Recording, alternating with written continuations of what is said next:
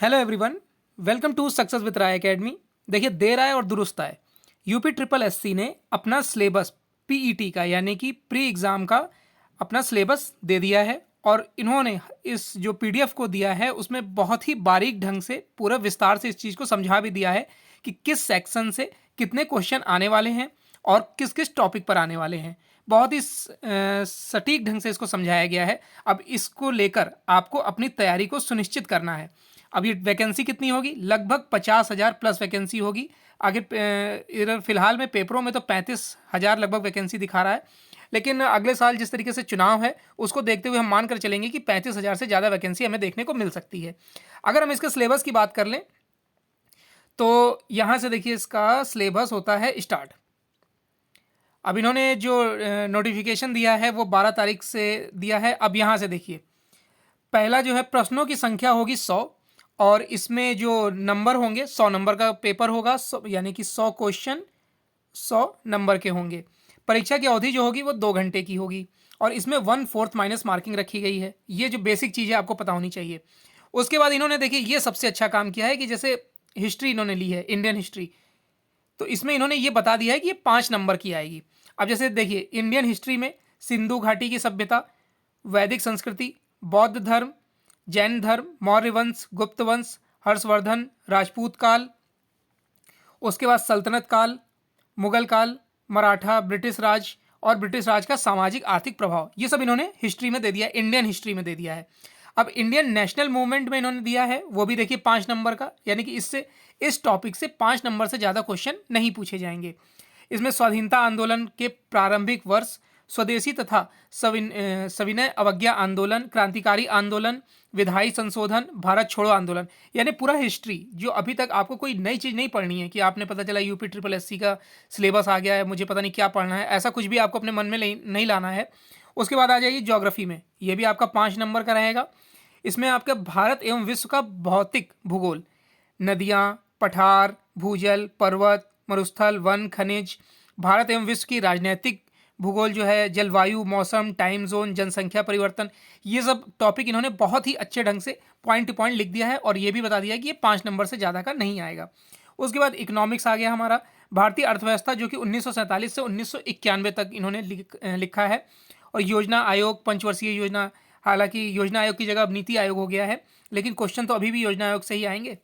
मिश्रित अर्थव्यवस्था का विकास, हरित क्रांति, दुग्ध विकास, ऑपरेशन फ्लड, बैंकों का राष्ट्रीयकरण, नीली क्रांति, पीली क्रांति, ये सब कुछ इसमें आएगा।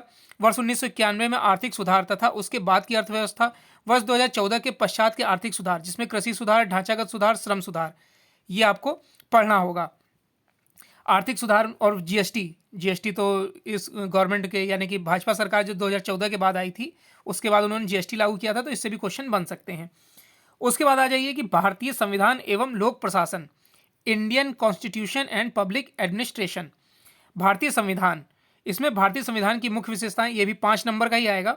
राज्य के नीति निर्देशक सिद्धांत, मौलिक अधिकार एवं कर्तव्य, संसदीय प्रणाली, संघीय प्रणाली, न्यायिक ढांचा, जिला प्रशासन, स्थानीय निकाय तथा पंचायती राज संस्थाएं। उसके बाद आ जाइए जनरल साइंस में। जनरल साइंस में आपको फिजिक्स, केमिस्ट्री और बायो तीनों सेक्शन आपको मिलेंगे। इसके 5 क्वेश्चन रहेंगे। इसके लिए पर्याप्त है आपको लूसेंट पढ़ना।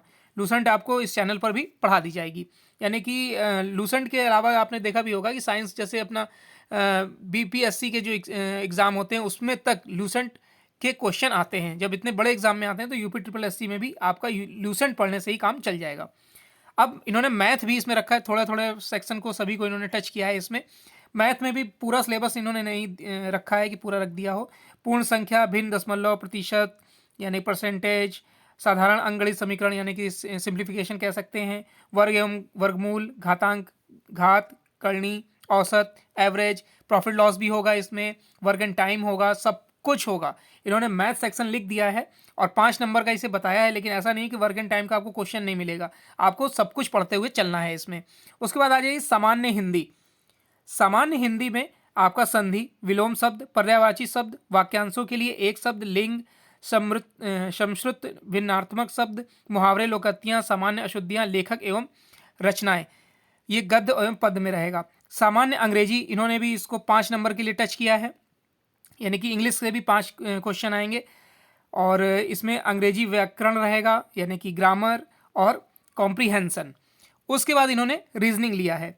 रीजनिंग में इन्होंने बृहत एवं लघु, रैंकिंग, रिलेशन, ब्लड रिलेशन मतलब समूह से भिन्न को अलग करना, कैलेंडर, वॉच, कारण एवं प्रभाव, कोडिंग डिकोडिंग, और इसमें कथन विश्लेषण। ऐसा नहीं कि नंबर सिस्टम नहीं आएगा, नंबर सिस्टम भी आएगा, नंबर सीरीज आएगी। ये सब क्वेश्चन आपको रीजनिंग में देखने को मिलेंगे 5 नंबर के तहत। उसके बाद इन्होंने करंट अफेयर्स लिया है टोटल 10 नंबर का। 10 नंबर में इन्होंने समसामयिक यानी कि भारत और विश्व में क्या करंट अफेयर्स चल रहे हैं। जैसे मान लीजिए आपसे पूछा जाता है कि जो बाइडेन अमेरिका के किस क्रम के राष्ट्रपति हैं, तो आपका आंसर होगा 46वें क्रम के। उसी तरीके सामान्य जागरूकता, भारत के पड़ोसी देश में क्या चल रहा है, देश, राजधानी, मुद्रा, भारत के राज्य एवं केंद्र शासित प्रदेश, मुख्यमंत्री और कौन सी उसमें योजनाएं चल रही हैं, ये क्वेश्चन बन सकता है। भारतीय संसद, राज्यसभा, लोकसभा, विधानसभा, विधान परिषद से क्वेश्चन आएंगे। राष्ट्रीय एवं अंतर्गत दिवस, अंतर्राष्ट्रीय दिवस आएगा। हेडक्वार्टर, पर्यटन स्थल, भारतीय कला एवं संस्कृति, भारत एवं विश्व के खेल मतलब ये शब्द किस खेल से संबंधित है, ये ट्रॉफी किस खेल से संबंधित है। भारतीय अनुसंधान संगठन यानी कि इसका मुख्यालय कहाँ है, जैसे इसरो का मुख्यालय कहाँ है, इसरो का स्थापना कब हुई थी, इस टाइप के क्वेश्चन आएंगे। बुक्स और राइटर, सबसे इंपॉर्टेंट बुक्स और राइटर, इसमें करंट का भी आएगा और ट्रेडिशनल भी पूछ सकते हैं ना कि पहले जो किताबें लिखी जाती थी। पुरस्कार एवं विजेता जैसे पद्मश्री, पद्म विभूषण, भारत रत्न, ये सब और साहित्य अकादमी पुरस्कार, ये सब आपको पुरस्कार उसके विजेता में मिल जाएगा। उसके बाद जलवायु परिवर्तन एवं पर्यावरण, यानी कि आप देखिए जो 12वां और 11वां पॉइंट है, क्रम है 11वां और 12वां, दोनों ही करंट अफेयर्स के तहत आएंगे। यानी कि 20 नंबर, 10 और 10 नंबर, यानी करंट अफेयर्स 20 नंबर का आएगा। और हिंदी, देखिए यहाँ पर फिर हिंदी आया आपका, यानी कि पद्यांश गद्यांश बोल सकते हैं आप, ये 10 नंबर का रहेगा। यहाँ पर 10 नंबर और ऊपर दिया गया था हिंदी आपको 5 नंबर का, यानी टोटल हिंदी आएगी आपकी 15 नंबर की।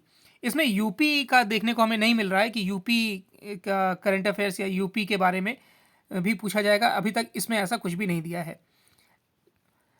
और इसमें नीचे 3 पॉइंट दिए गए हैं कि जो क्रमांक 1 से 9 तक जो इसकी जो टफनेस एंड डिफिकल्ट लेवल जो है वो एनसीईआरटी के तहत निर्धारित की जाएगी, यानी कि आपको बहुत घबराने की जरूरत नहीं है, एनसीईआरटी आपको पढ़ना पड़ेगा, ठीक है। दूसरा है कि परीक्षा जो है वो एमसीक्यू टाइप होगी, ऑप्शनल बेस्ड होगी। अब कितने ऑप्शनल होंगे ये अभी इसमें नहीं बताया गया है। और तीसरा पॉइंट है कि प्रत्येक गलत उत्तर का 1/4, यानी कि आपने 4 क्वेश्चन किए, चारों सही है, एक गलत किया तो आपका 1/4 कट जाएगा, यानी चौथा गलत हो जाएगा।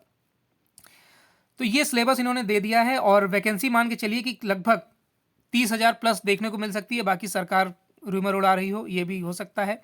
और इसमें आपको ऑब्जेक्टिव क्वेश्चन, हाँ आयोग एक चीज़ इसमें अच्छी चीज़ ये कर सकता था कि अगर वो इसमें एक मॉडल पेपर दे दे स्टूडेंट को तो वो काफ़ी अच्छा रहेगा, और ये भी क्लियर कर दे कि उत्तर प्रदेश के क्वेश्चन इसमें आएंगे या नहीं आएंगे।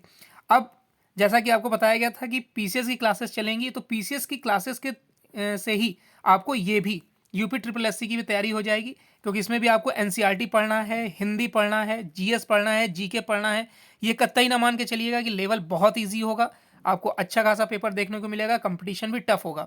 वैकेंसी काफ़ी है, अगले साल यूपी में चुनाव है, इसलिए आपको तैयारी भरपूर करनी है। और अगर आपको ये वीडियो अच्छा लगा होगा तो इसको लाइक और शेयर जरूर कर दीजिएगा उन स्टूडेंट को जिन्होंने अभी तक ये वीडियो नहीं देखा, वो भी देख लें और तैयारी के लिए गंभीर हो जाएं। आई होप वीडियो अच्छा लगा होगा। वीडियो देखने के लिए धन्यवाद।